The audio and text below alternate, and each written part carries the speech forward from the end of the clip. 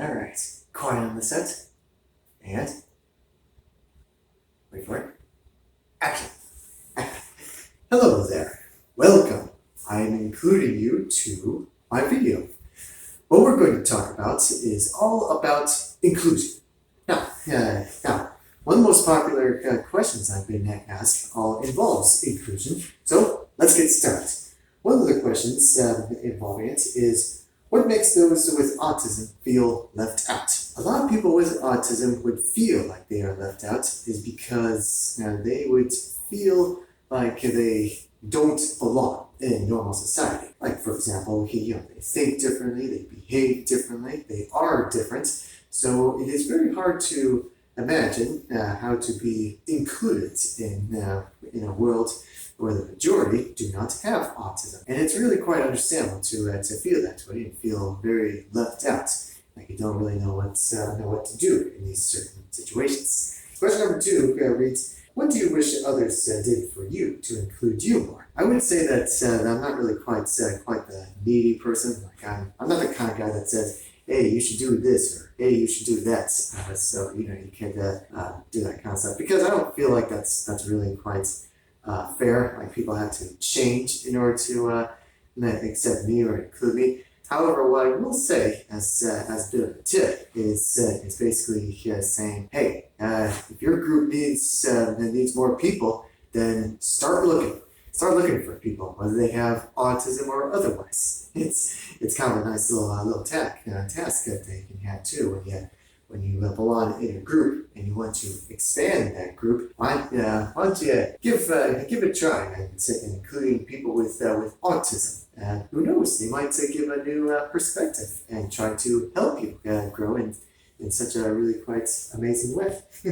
What should people avoid when it comes to inclusiveness?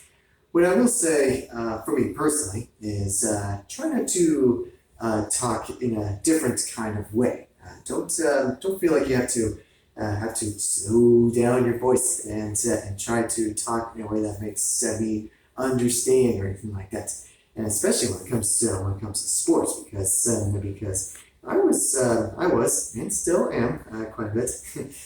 Sorry to brag, but involving sports, that I'm pretty athletic. I really enjoy playing baseball and football, and I was in the track team where I get to run really fast, and so I was very athletic back in school, and there were times when people felt like that they were going way too easy on me, especially with basketball and all that kind of stuff. It's like, hey, I got the ball. Why don't you try swiping it from me, or try to play a little rough? I didn't really quite know how to what's the term? How to communicate with that too. Yeah, I wish back then. I wish what I could have was say something along the lines of "Don't go easy on me." It's this kind of in like a smack talk, taunting kind of way. It's like do your worst, that kind of stuff too. I mean, that's what I would have done back then too. But I was very competitive. It was to me, it's comforting. It's a lot of fun, and the thrill of winning and the thrill of losing actually too. Where it's like, when I lose, it makes me feel like I just wanted to try harder and do harder and do a better job the next time. So that's a fun part about being competitive for that kind of stuff, if you put it that way. So that's what I would definitely say. Now, hopefully, if you have time, I would like to read a passage from this book called Tribes by Seth Godin, and the title is called Curiosity. This is really important when it comes to inclusion. So hope you enjoy it. I don't think it's a matter of saying a magic word, boom, and then suddenly something happens if you're curious. It's more about a 5 or 10 or 15-year process where you start finding your voice, and finally you begin to realize that the safest thing you can do feels risky, and the riskiest thing you can do is play it safe. Once recognized, the quiet yet persistent voice of curiosity doesn't go away, ever. And perhaps it's such curiosity that will lead us to distinguish our own greatness from the mediocrity that stares us in the face. So, they say it's 5 to 10 or 15 years. I say it starts today. It starts this year when it comes to curiosity. When it comes to inclusiveness, we do not want to feel like that we have to be someone else in order to be included into a group or what this book calls a tribe. In inclusiveness, I will say this again. Do not feel like you have to be someone that you are not in order to include others. And don't feel like you have to be someone else when you feel like you have to be included. See what I mean? You know what I mean? It's it's kind of like when it comes to curiosity, it's like we are not trying to become someone we are not.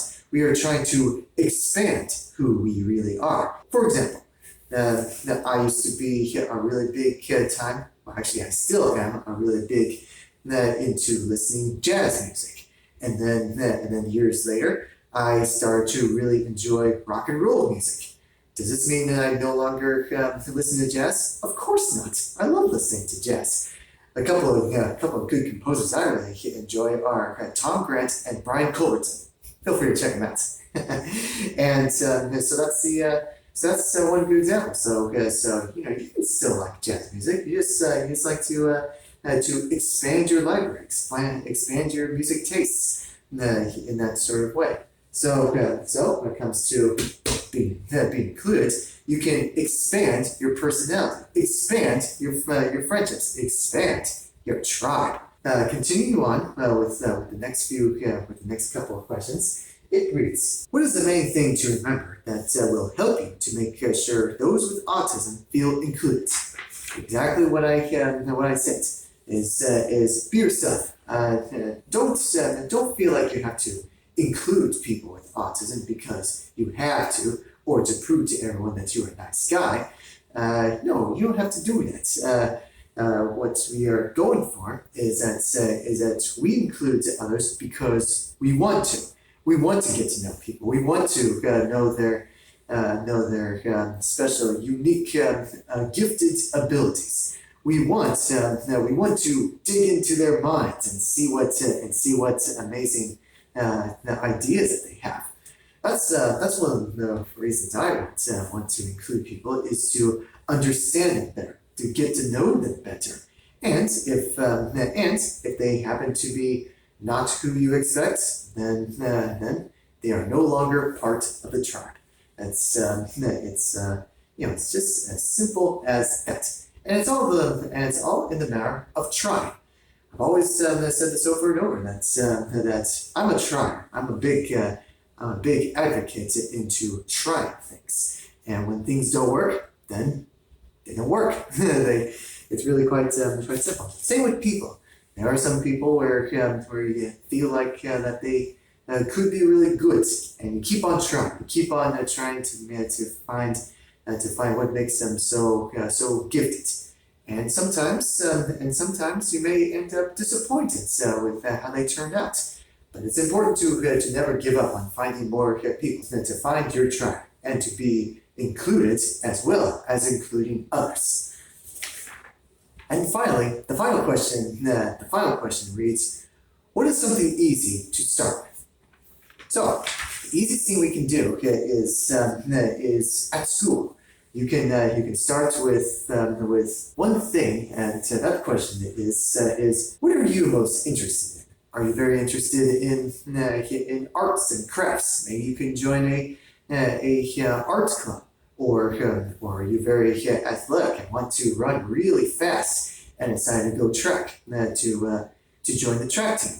That's what I did. How about you? Are you ready to make the first step and join that track team? Do you have what it takes to be the fastest kid in school? Well, let's find out together. So it's simple as that. All you gotta do is just find what you're interested in, and find the group that fits your interests, and it's only a matter of time before you can find your tribe. That you can find your acceptance, and to find your inclusiveness in that sort of area. So that's the easy place to start. Start with school. Even start with, or if you're happen to be religious, you can start with going to your local church, or any kind of group that you go into, or maybe even your current job where you want to get to know the people more.